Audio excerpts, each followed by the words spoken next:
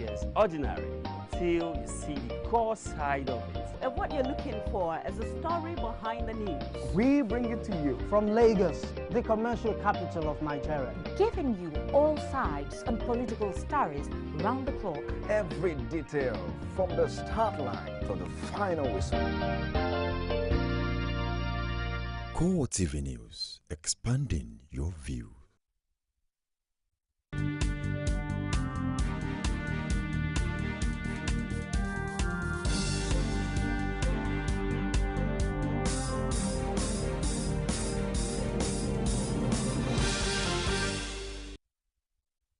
Hello and welcome to CoreTV News on the hour. I am Gift Ogete. The All Progressives Congress has condemned renewed plan by the Nassarawa State House of Assembly to impeach the state governor Tanko Almakura. In a statement by its National Publicity Secretary Lai Mohammed, APC says the lawmakers were bent on violating the constitution in their desperation to remove the governor. The party noted that Almakura had been cleared of the charges against him by a duly constituted impeachment panel.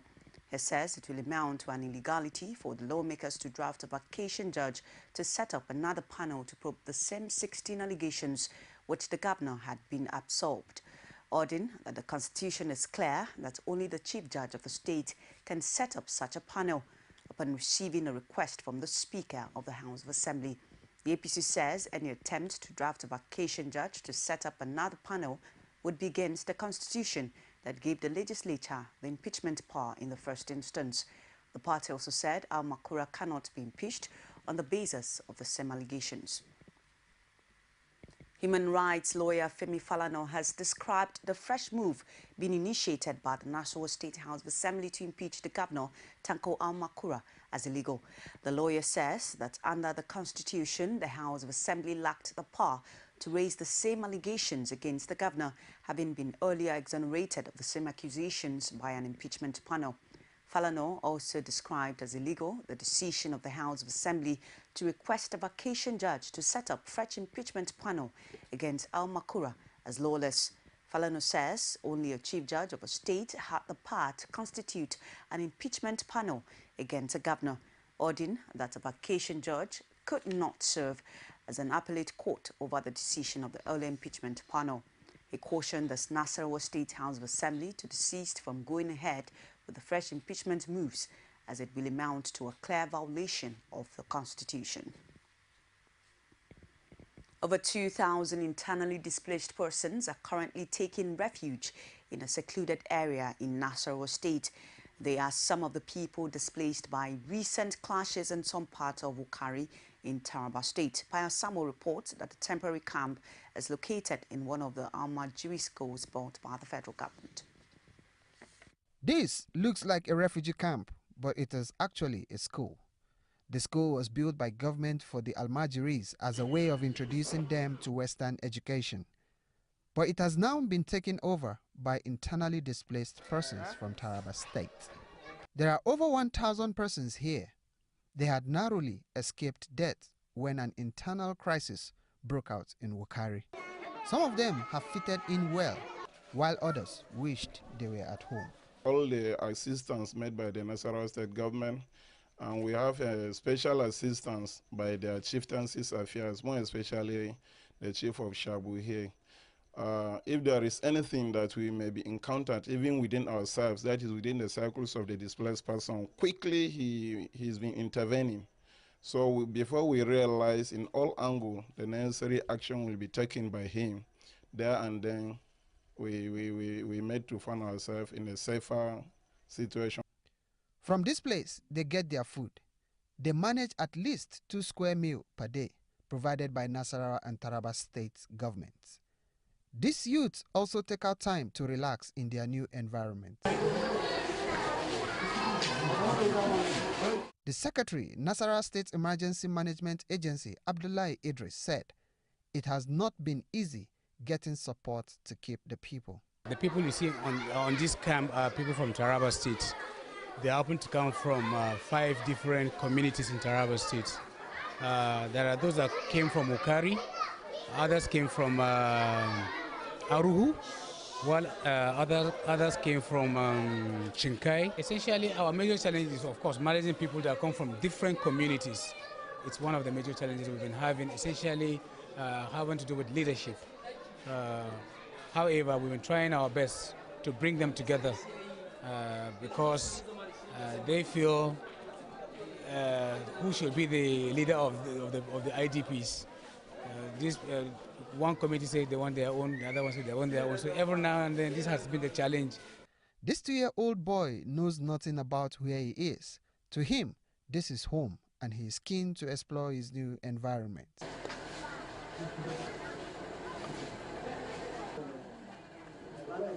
They may have settled in, but these people are hopeful of reuniting with their families as soon as peace returns to the troubled spots in Wukari. The peaceful nature of Taraba State was recently characterized by violence in some parts of the state, especially Wukari local government. The crisis have rendered these people refugees in their fatherland. Pius Samuel, CoreTV News, Lafia. The Labour Party says it has commenced a move to discontinue with the suit filed against a former governor of Ogun State, Benga Daniel, challenging his authority in the party before a federal high court, Ikeja, Lagos. The national chairman of the party, Dan Nwayawu, among other members of the national executive, have ordered the suit filed against ex-governor Daniel to be withdrawn. The statement ordered that the party has officially written the lawyer handling the case, Oyuyele Delano, to hands off from the case and notify the Federal High Court in Lagos through an affidavit of their desire to discontinue from the suit. The leader appealed to all members of Ogun Party that had defected to other political parties during the protracted crisis to return to the party. They had also agreed to harmonize the state executive during the coming state congresses through affirmation. The All Progressives Congress in the Southeast said it is not opposed to President Goodluck Jonathan running for re-election in 2015, as he has the constitutional right to contest. The APC spoke in a statement by its Southeast Zonal spokesman, Osita Okechukwu. The statement was a response to the endorsement of President Jonathan as Igbo candidate by some Southeast People's Democratic Party leaders under the platform of Transformation Ambassadors of Nigeria at a rally in Oka. The Southeast APC says the Igbo leaders who endorsed Jonathan have no interest in the well-being of Ndi Igbo. As reactions continue to trail the decision of the federal government to sack resident doctors and its employee nationwide, a medical practitioner and second vice chairman of the Nigerian Medical Association in Lagos State, Segun Akinwotu, has called for a rethink on the part of the government. Akinwotu says the nation's medical practitioners are not unaware of the unprecedented emergency of the Ebola disease. He urged the government to shun blackmail and address the issue so that medical services can be restored to Nigerians. We have already inadequate number of doctors working in Nigeria. And if there was a strike called by NMA and government comes around to just sack a segment of the NMA, it is not the solution to the problem. It's likely rather going to be counterproductive. I expect that government would still continue to explore channels of negotiations and dialogue to solve this problem. There's the Ebola outbreak. The NMA has been at the forefront. We are part of the Nigerian doctors who are involved. There are 5 doctors involved. 2 are foreigners, 3 are NMA members who are working in the IDH in Yaba. We go there to see them daily.